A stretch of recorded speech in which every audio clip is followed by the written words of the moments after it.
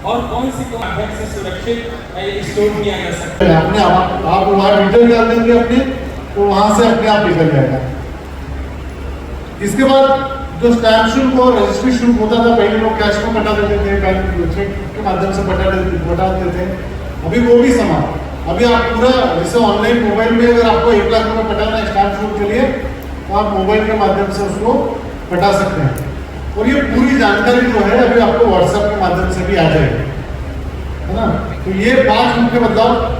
Digi locker, मैंने आपने सुना होगा डिजी लॉकर, तो डिजी लॉकर में भी ये होगा कि जैसे मेरे नाम से मान लीजिए यहाँ राजनांदगांव में अगर या फिर किसी के नाम से राजनांदगांव में प्लॉट है, तो मैं डिजी लॉकर में अपने डिटेल डाल दूंगा, तो मुझे मेरे प्लॉट की डिटेल्स डिजी लॉकर में दिख जाएंगे।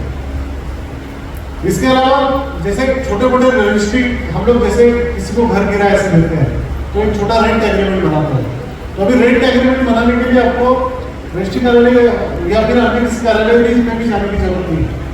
ये छोटे मोटे जो होते हैं जिसमें व्यवहार बहुत कम राशि का होता है, निःशुल्क होता है, वो व्यवहार भी आप घर बैठ के कर सकते हैं।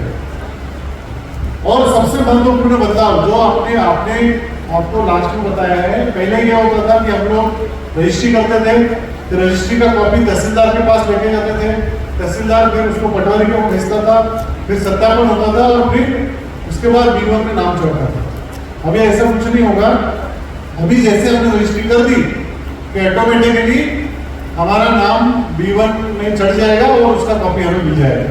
वो हमारे पास आपकी हितग्राही भी आए हैं जिन्होंने अपनी रजिस्ट्री की और उनका नाम परिवर्तन होकर उनको B1 कॉपी भी मिल गया।